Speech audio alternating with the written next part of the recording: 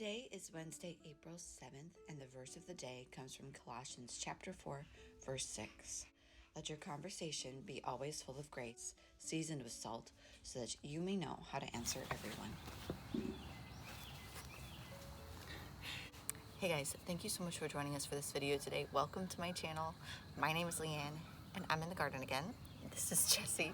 I wanted to talk to you guys about pest control. The season is in full swing. Plants are going in the ground, seeds are getting direct sown, and the bugs are waking up. Where we are in the south, they've always been awake. We need to make sure that we're prepared though. Last year, I was not prepared at all for the pest control. So I want to show you guys what I'm going to be using and some other methods other than these products that I'm going to be using for pest control also. Okay, so let's start with these two. These are Garden Safe brand, Neem Oil. Let's see. This is concentrate. I used this last year and I did not read the bottle. I didn't realize it was concentrate. I put it in a spray bottle and just sprayed it straight on everything. Full force, didn't dilute it at all. Don't do that. You have to dilute this.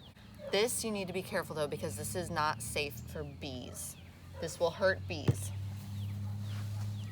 Okay, the next one is this BT. It's Bacillus thuringiensis. I think that's how you say it. People call it BT. It is a flesh-eating bacteria that eats the flesh of the worms that you don't want in your garden, that will eat up your produce. This will not hurt earthworms though. All right, and this is Diatomaceous Earth. They sell this in way smaller bags at Walmart and Lowe's and those kind of stores in like the fertilizer bag size, okay? This is from Tractor Supply. It's food grade, as you can see, so you can actually use it to deworm your animals, like your chickens or your dogs. I've seen people mixing it with their animal feed, but you dust this on your plants, and it is supposed to help keep bugs away, slugs, and other forms of insects. Okay, so I'm pretty sure diatoms are these organisms that are in the ocean that are actually responsible for most of the oxygen production on the planet. I had to fact check myself here. It's actually more like 1/5 of the oxygen production, and they are in fresh water as well. As you can see on this bag I have right here, it's 100% freshwater diatoms. They are tiny little shell creatures, and this diatomaceous earth is their shells ground up into a powder. So that's pretty cool. There are other options that are a little bit harsher, but if you choose to do that, just make sure you do the research. And I suggest before you apply any of these things to your garden, just make sure you test it out on something first. Test it out on a small area just so you get comfortable with how it works and how it affects your plants. This Diatomaceous Earth, I used this mostly last year, and as far as I could tell, it did not cause any negative effects.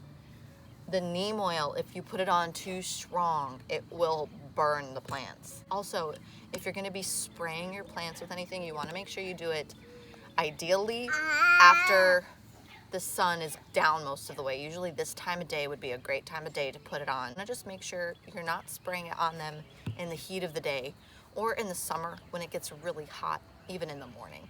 Just spraying it in the evening is the best.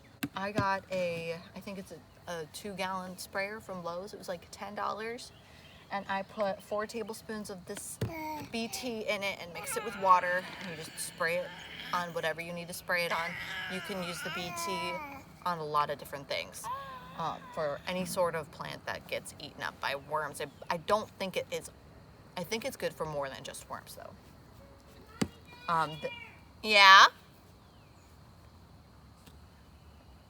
Neem oil is good for insecticide, miticide, and fungicide, or fungicide, however you prefer. And then the BT says it controls worms and caterpillars on fruits, vegetables, ornamentals, and shade trees. Kills tomato hornworms, tent caterpillars, gypsum moths, and others. It's just a quick little tip. The gardening season is in full swing. Make sure you're prepared.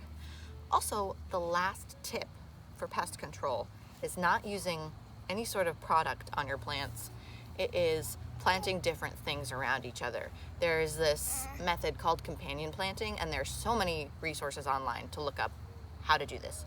Certain plants, when you plant them near each other, benefit each other. Certain plants, when you plant them near each other, they actually are bad for each other. So do your research, figure out which go well together, and that also helps keep the pest pressure down, because the way the pests find your plants is through the smell and sight. Insects are drawn to your plants through the scent of them and through how they look. So if you mix that up and plant, like, say, basil and whatnot around your tomatoes, that puts different scents into the air around your tomatoes. So the insects that eat them will have a harder time finding them. Same with how they find it with sight. If you make it look different and varied around the plants, insects will have a hard time finding what they want to eat. All right, everybody, I just wanted to make sure you're all prepared and you have what you need to protect your garden from the pests. It's always better to plant a little extra, though, too, than you think you will need, just because there will be pest pressure. And if you have more than you need and then there's some for the bugs, everybody's happy. All right, guys, thank you so much for watching. If you want to be kept in the loop with all my garden adventures, then hit the subscribe button and the notification bell, and you'll be kept in the loop whenever I upload a video. If you need a friend to learn how to garden with, I'm your girl. Happy gardening.